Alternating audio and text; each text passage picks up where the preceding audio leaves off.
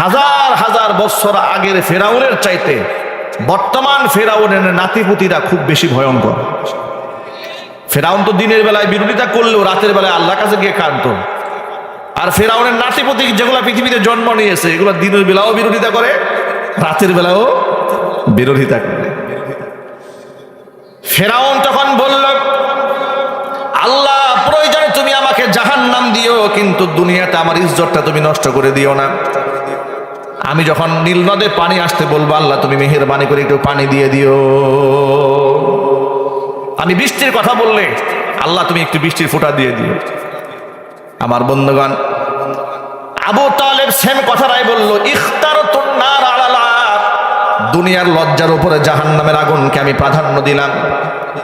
ঈমান হারা হয়ে চাচা যখন দুনিয়া থেকে চলে গেলেন, নবীজির মনে কত যে কষ্ট, কত যে আঘাত, এত আঘাত, এত দুঃখ তিনি পাচ্ছিলেন যে জাহান্নামের আগুনে চাচা পূর্বে এত কষ্ট তার হচ্ছে অবস্থা আল্লাহ বুঝতে পারলেন।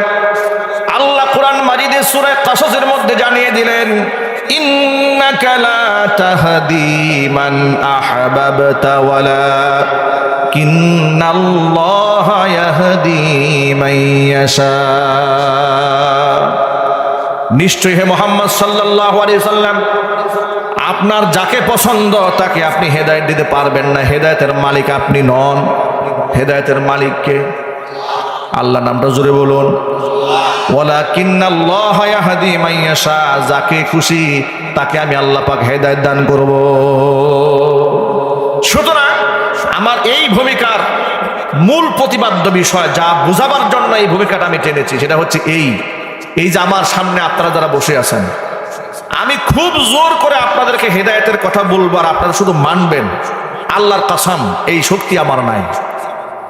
যারা এই মাইকের আওয়াজ শুনেও বাহিরে ঘোরাফেরা করছে, তাদের প্রতি আমার এই ক্ষমতা নাই। আমি জোর করে তাকে এখানে নিয়ে আসবো, এটা আমাদের কি ক্ষমতা আছে? কথা একটু জোরে বলেন না ভাই। যদি ক্ষমতা থাকতো আমরা কি একটা লোকও বাহিরে রাখতাম? একটা লোকও বাহিরে আমরা রাখতাম না। বিড়ির দোকান, সিগারেটের দোকানে আগুন লাগাই দিতাম, ঠিক কিনা বলেন? যতগুলো দোকান বসেছে সবগুলো দোকান বন্ধ করে দিতাম যদি ক্ষমতা থাকতো আমাদের। কিন্তু জোর করে হেদায়েত দেওয়ার মালিকানা আল্লাহ আমাদেরকে দেন নাই। লাস্তা আলাইহিম বিমুসাইতির, আপনি জবরদস্তিকারী নন। ইন্নামা আনতা মুযাক্কির, আপনি উপদেশক, উপদেশের কথা মানুষকে শোনান। ফামান শাআ ফালইউমিন ওয়া মান শাআ ফালইয়াকফুর, আপনার কথা শোনার পরে কে ঈমান আনলো আর কে ঈমান আনলো না এটা আপনার দেখার কোনো দরকার নাই। আপনি শুধু বলে যান, কিয়ামতের দিন আমাকে এই প্রশ্ন করা হবে, আমি মানুষের কান পর্যন্ত আওয়াজটা পৌঁছে দিয়েছিলাম কিনা। এতটুকু জবাবদিহিতা আমার আছে আল্লাহর কাছে, আছে না নাই? আমি আপনাদের সামনে মহাগ্রন্থ আল কোরআন থেকে সূরাতুল আনকাবুতের ছোট্ট একটা আয়াতে কারিমা আপনাদের সামনে খুতবার মধ্যে তেলাওয়াত করেছি। বর্তমান প্রেক্ষাপটে আমি এই আয়াতের ব্যাপারে আপনাদের সামনে কথা বলবো, এর কারণটা বলি আপনাদেরকে। এই আয়াতের মধ্যে আল্লাহ রাব্বুল আলামিন পিতামাতার প্রতি সন্তানের কর্তব্য নিয়ে কথা বলেছেন। পিতামাতার প্রতি আমাদের দায়বদ্ধতা ব্যাপক। মায়ের প্রতি যে আমাদের সম্মান, ভালোবাসা, শ্রদ্ধা, বাবার প্রতি যে সম্মান এবং শ্রদ্ধা, ভালোবাসা, এটা অনেক অনেক উপরে আল্লাহ পাক স্থান করে দিয়েছেন। জোরে বলেন সুবহানাল্লাহ। আমাদের এই উপমহাদেশে ইসলামের পরিপূর্ণ চর্চা হক আদায় করে সর্বক্ষেত্রে হয় না বলে ইসলামের যে আসল স্বাদ, এটা এ জাতি আজও পর্যন্ত আস্বাদন করতে পারে নাই।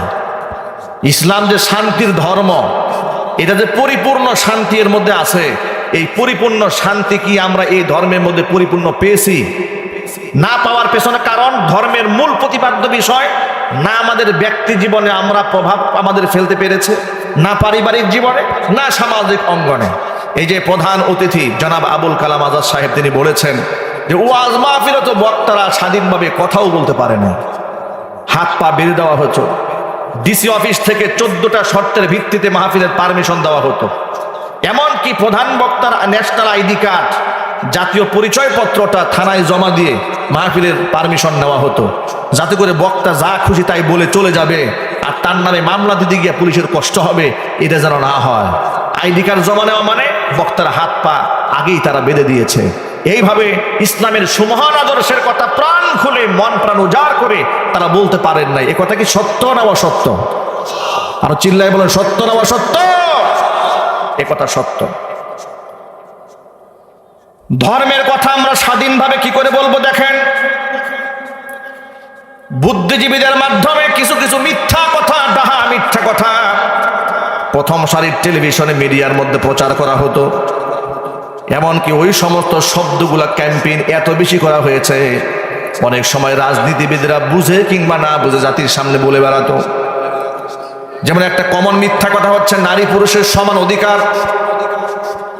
এ কথা বলে কত বড় ডাহা মিথ্যা কথা সমাজের মধ্যে চালিয়ে দেওয়ার জন্য তারা চেষ্টা করেছে। তারা বলেছে সমাজের মধ্যে নারী পুরুষের ভেদাভেদকে ভেঙে দিতে হবে, সকল ক্ষেত্রে নারী এবং পুরুষকে সমান বানিয়ে দিতে হবে। জোরে জোরে বলেন নাউজুবিল্লাহ। আচ্ছা আপনারা বলেন, আমি যৌক্তিকভাবে 1 সেকেন্ডের জন্য মানলাম যে হ্যাঁ, যে আমরা তাহলে এক হয়ে যাই, নারী আর পুরুষ আমরা সব সমান হয়ে যাব। আপনারা একটু সুস্থ মস্তিষ্কে জবাব দেবেন, নারী আর পুরুষ তো এক হওয়া দূরের কথা, পৃথিবীতে এক নারী কি আরেক নারীর সমান হতে পারে? কথা বলে না কেন? কেমন ধরেন মা আর মেয়ে দুটোই তো নারী, ঠিক না? মা এবং স্ত্রী দুটোই তো নারী।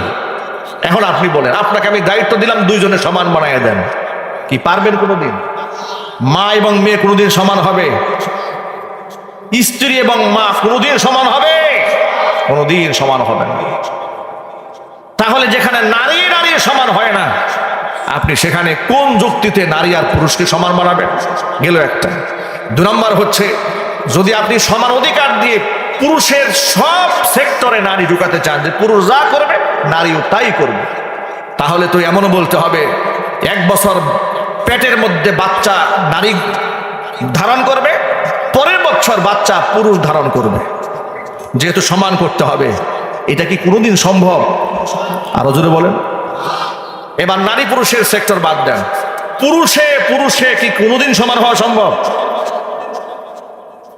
বাবার ছেলেকে এক পাল্লায় দিয়ে বাবাও পুরুষ ছেলেও পুরুষ সমান করতে পারবেন না।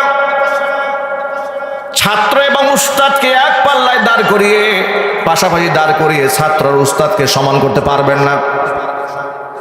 ইমাম আর মুক্তাদি সমান কাতারে দাঁড় করিয়ে দিয়ে মর্যাদা সমান করতে পারবেন না, ঠিক কিনা জোরে বলেন? যেখানে পুরুষেই পুরুষের সমান হয় না, ভাইয়ে ভাইয়ে সমান হয় না, সেই জায়গায় নারী আর পুরুষ সমান অধিকারের নামে নারীদেরকে যতগুলো সেক্টরের মধ্যে ঢুকানো হয়েছে, আল্লাহর কসম করে বলি, তারা নারী অধিকার রক্ষা করতে না পেরে নারীদের অধিকারকে তারা ধ্বংস করে দিয়েছে।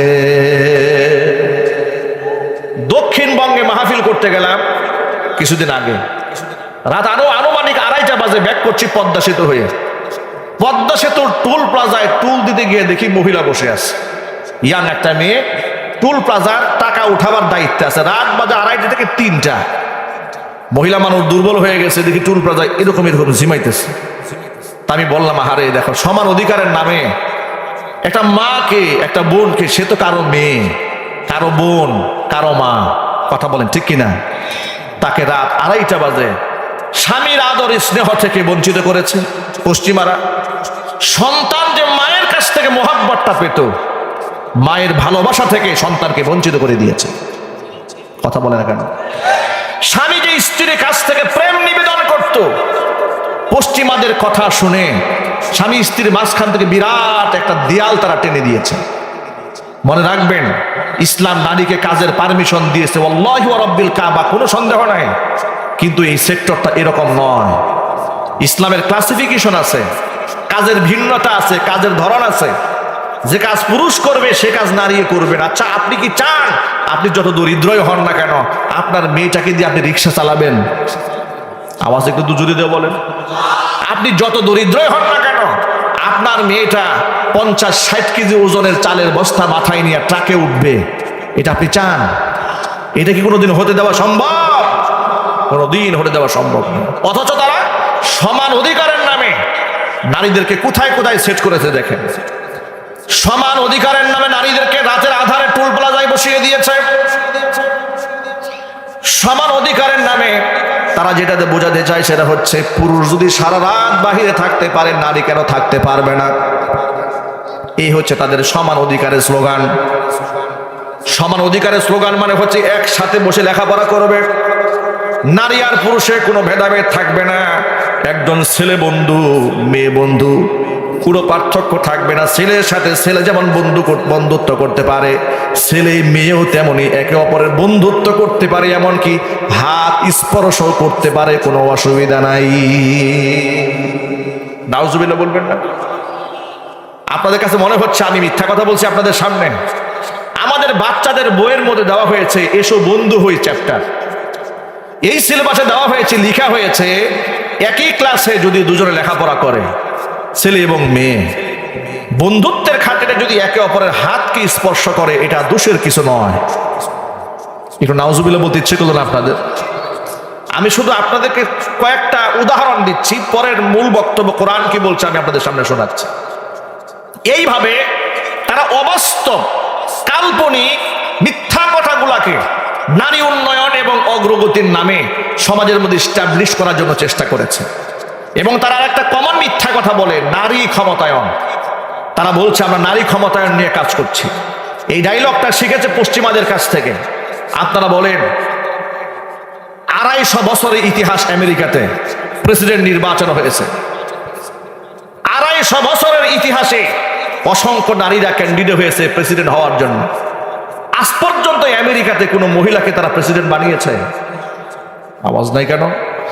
তো গোটা দুনিয়াতে তোমরা ফেরি করে বেড়াও নারী ক্ষমতায়ন, নারী উন্নয়ন, নারী উন্নয়ন, তোমরাই ফেরি করে বেড়াও, তোমরাই না পৃথিবীর মডেল, নারীদেরকে ক্ষমতায় বসাতে হবে।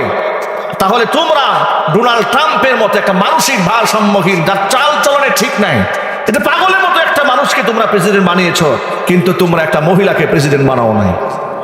কথা জুড়ে বলতে হবে, ঠিক কিনা? 200-250 বছরে এই ট্যাবলেটটা ওরা আমাদের মতো গরিব দেশে বিক্রি করে আমাদের মা বোনদেরকে ধ্বংস করার জন্য। কিন্তু ওরা নিজেরা নারী নেতৃত্ব মানে না। ওরা চিন্তা করে ডোনাল্ড ট্রাম্পের মতো পাগল আর ছাগল প্রয়োজনে প্রেসিডেন্ট হবে, কিন্তু মহিলা প্রেসিডেন্ট হওয়া যাবে না। ওরা আল্লাহর নবীর ওই হাদিসটাই আমল করে। আল্লাহর হাবিব বলেছেন লা ইউফলিহা কওমুন ওয়াল্লাউ আমরাহুম ইমরাআতান। আপনাদের কাছে সবিনয় প্রশ্ন, এক বাক্যে জবাব দিবেন মুসলমানের মতো। আমার নবীজি সাল্লাল্লাহু আলাইহি ওয়াসাল্লাম গোটা জীবনে কোনো ভুল কথা বলেছেন? সবাই একটু জোরে বলেন। নবীজি সাল্লাল্লাহু আলাইহি ওয়াসাল্লাম কোনো মিথ্যা কথা বলেছেন? অবাস্তব কথা বলেছেন? আল্লাহর হাবিব বলেন লা ইউফলিহা কওমুন। উলামায়ে কেরাম ভালো বুঝবেন, এখানে কত কঠিন ভাবে বলা হয়েছে। কঠিন কালে ওই জাতি কল্যাণ হাসিল করতে পারবে না যে জাতি তার নেতৃত্ব কোনো মহিলার হাতে সুপর্দ করে দেয়। এই জন্য ইসলামে নারীদেরকে সীমাহীন মর্যাদা দেওয়া সত্ত্বেও ইমামতি করার পারমিশন দেয় নাই। ঠিক কিনা বলেন? নারীদেরকে ইসলাম সম্মান দেয় নাই, ইজ্জত দেয়নি। কত ইজ্জত দিয়েছে দেখেন, এত সম্মান দেওয়া হয়েছে। আল্লাহর নবী সাল্লাল্লাহু আলাইহি ওয়াসাল্লামের কাছে প্রশ্ন করা হলো মান আবাররু ইয়া রাসূলুল্লাহ। আল্লাহর রাসূল, গোটা জগতের মধ্যে যত মানুষের সাথে মুআমালা হয়, সমস্ত মানুষের মধ্যে সবচেয়ে বেশি উত্তম ব্যবহার আমি কার সাথে করব? নবীজি বললেন উম্মাকা, তোমার মায়ের সাথে। এরপর আবার জিজ্ঞেস করলো সুম্মা মান, তারপরে কার সাথে? রাসূল বললেন সুম্মা উম্মাকা, তারপরেও তোমার মায়ের সাথে। তৃতীয়বার আবার জিজ্ঞেস করা হলো গোটা জগৎবাসীর মধ্যে সবচেয়ে উত্তম আচরণ আমি কার সাথে করব? নবীজি তৃতীয়বার বললেন তোমার মায়ের সাথে। চতুর্থবার বলা হলো এরপরে কার সাথে? নবীজি বললেন এরপরে তোমার বাবার সাথে। আল্লাহু আকবার বলেন। এখানে নারী মায়ের অধিকার কয় গুণ বাড়িয়ে দেওয়া হয়েছে? যদি বলুন কয় গুণ? 3 গুণ বাড়িয়ে দেওয়া হয়েছে। নারীদেরকে কোনো জায়গার মধ্যে ঠকানো হয় নাই। এই ক্ষেত্রে নারীকে অনেক উপরে স্থান দেওয়া হয়েছে। হাদিস শরীফের মধ্যে আল্লাহ নবী বলেন আল জান্নাতু তাহতা আকদামিল উম্মাহাত, মায়ের পায়ের নিচে সন্তানের জান্নাত। সুবহানাল্লাহ। এখানেও নারীদেরকে অগ্রাধিকার দেওয়া হয়েছে। কোরআন মাজিদের সূরা বাকারার মধ্যে আল্লাহর স্পষ্ট বর্ণনা, ওয়ালাহুন্না মিসলুল্লাযী আলাইহিন্না বিল মা'রুফ। ওয়ালাহুন্না নিশ্চয় নারীদের জন্য রয়েছে, ওয়ালাহুন্না মিসলুল্লাযী আলাইহিন্না বিল মা'রুফ, নিশ্চয় নারীদের রয়েছে ওই পরিমাণ হক পুরুষের উপরে যে পরিমাণ হক নারীদের উপরে রয়েছে পুরুষের। নারী এবং পুরুষের হকের বর্ণনা দিতে গিয়ে আল্লাহ রাব্বুল আলামিন শাব্দিক উচ্চারণেও নারীর কথা আগে উল্লেখ করেছেন। ওয়ালাহুন্না নারীদের অধিকার পুরুষের উপর ঠিক ওই রকম আছে যেমন পুরুষের অধিকার আছে নারীদের উপরে। জিল্লায় বলেন সুবহানাল্লাহ। এখানেও নারীকে অগ্রাধিকার দেওয়া হয়েছে। আল্লাহর নবী সাল্লাল্লাহু আলাইহি সাল্লাম বললেন, উম্মুল মুমিনিন মা আয়েশা সিদ্দিকা রাদিয়াল্লাহু তাআলা আনহা নবীজি সাল্লাল্লাহু আলাইহি সাল্লামের কাছে একটা গল্প বললেন। হাদিসটা বুখারীতে আছে, মুসলিম শরীফের মধ্যে আছে। মা আয়েশা বলেন, ইয়া রাসূলুল্লাহ, ইয়া হাবিবাল্লাহ, আপনাকে আজকে একটা আমি আশ্চর্যজনক ঘটনা শোনাবো। নবীজি বললেন, শোনাও। মা আয়েশা বলেন, আমি ঘরের মধ্যে বসে আছি, এমন সময় এক ভদ্র মহিলা তার ক্ষুধার্ত দুটি কন্যা সন্তানকে সাথে নিয়ে আমার বাড়িতে এসে আমার কাছে খাবার সাহায্য চেয়েছে। আমার ঘরের মধ্যে একটা মাত্র খেজুর ছাড়া তাকে দেওয়ার মতো কোনো খাবার ছিল না। তাকে দেখলাম মা এবং সন্তান সকলেই দারুণ ক্ষুধার্ত। একটা মাত্র খেজুর ছিল ঘরের মধ্যে। ফাআতাইতুহা ইয়াহা, মহিলাকে আমি খেজুরখানা দিয়ে দিলাম।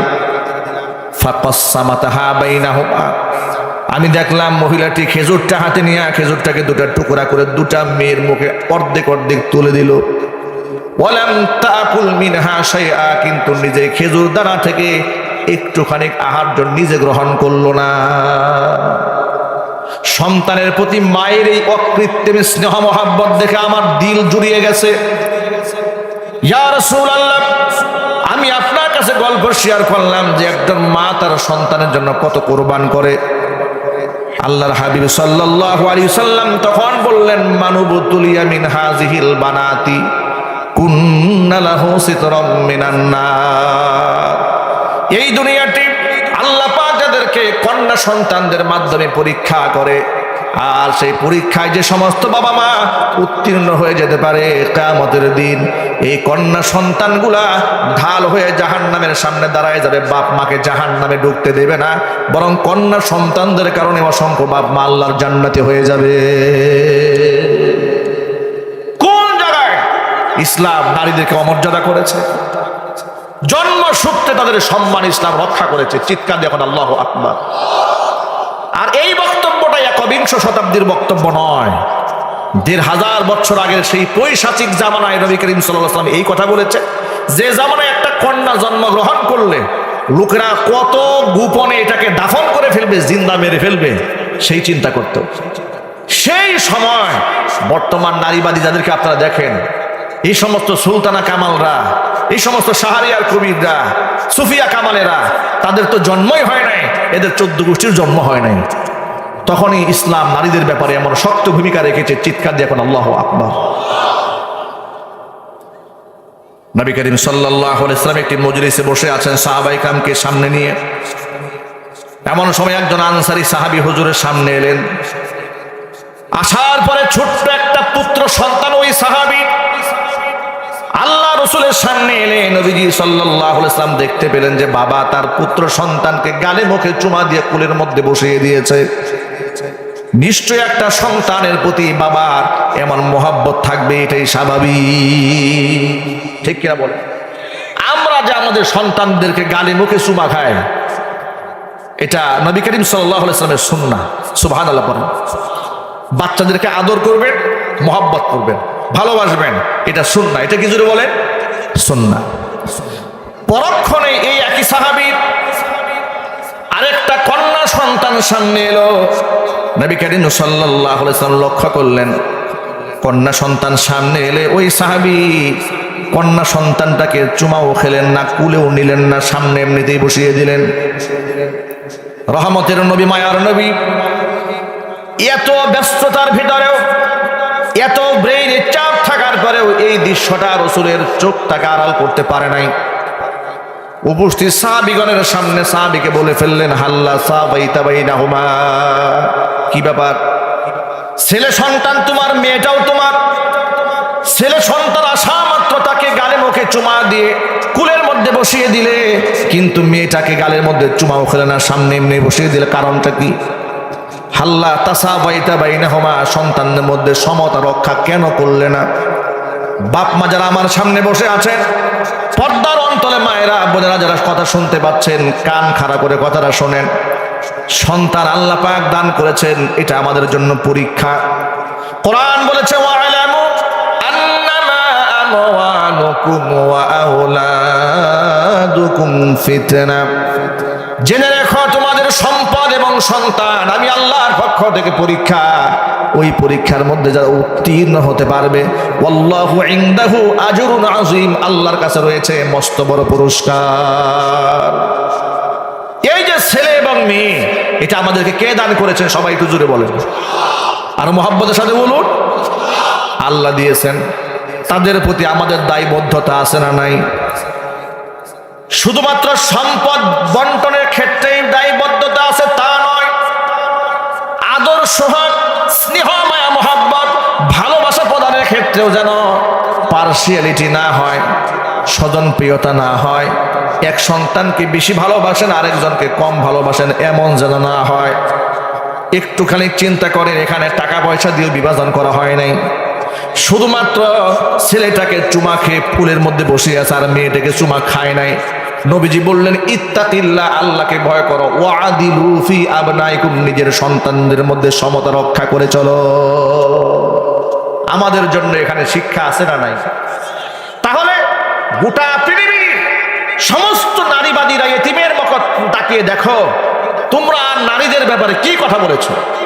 তোমরা তো নারী অধিকারের নামে নারীর ইজ্জতকে নষ্ট করেছো। কথা বলেন আপনারা, ঠিক কিনা বলেন? নারী অধিকারের নামে পুরুষের সাথে ধাক্কা ধাক্কি ঠেলাঠেলি করতে শিখিয়েছ, কিন্তু প্রকৃত অর্থে একটা নারীর যে কত সম্মান হতে পারে, এই সম্মান তো ইসলাম দিয়েছে, কোরআন দিয়েছে, আল্লাহ রসুল দিয়েছে। যে সমাজের সন্তান জন্ম, কন্যা সন্তান জন্মগ্রহণ করলে লোকদের চেহারা কালো হয়ে যেত, কোরআন বলছে, ওয়াইদা বুশিরা আহাদুহুম বিল উনসা যাল্লা ওয়াজহুহু মুসওয়াদ্দান ওয়া হুয়া কাযীম ইয়াতাওয়ারা মিনাল কওমি মিন সুই মা বুশিরা বিহি আয়ুমসিকুহু আলা হুনিন আও ইয়াদুসসুহু ফিত তুরাব আলা সাআ মা ইয়াহকুমুন। আল্লাহ রাব্বুল আলামিন সূরা নাহলে বলেছেন, ওয়াইদা বুশিরা আহাদুহুম বিল উনসা, তাদের কাউকে যখন বলা হতো তোমার মেয়ে হয়েছে, কথা শোনা মাত্র যাল্লা ওয়াজহু মুসওয়াদ্দান, চেহারা কালো হয়ে যেত, ওয়া হুয়া কাযীম, সে বড় কষ্ট পেত। ইয়াতাওয়ারা মিনাল কওমি, এলাকার মানুষের সামনে যেত না, মুখ দেখাইতো না। বাবা, মানুষ বলবে তোর মেয়ে হয়েছে, এ কথা আমি কেমনে মানুষের সামনে শুনবো? এর চেয়ে লাঞ্ছনা গঞ্জনা তো হতে পারে না। মনে মনে ভাবতো, আয়ুমসিকুহু আলা হুনিন, আমি কি দুনিয়ার লাঞ্ছনা গঞ্জনা বরদাস্ত করে একে আমি বাঁচিয়ে রাখবো? আমি ইয়াদুসসুহু ফিত তুরাব, নাকি এরকে জিন্দা মাটির নিচে পুঁতে ফেলবো? আলা সাআ মা ইয়াহকুমুন, আল্লাহ পাক বলছেন ওদের বিচার ফয়সালা কতই না নিকৃষ্ট ছিল।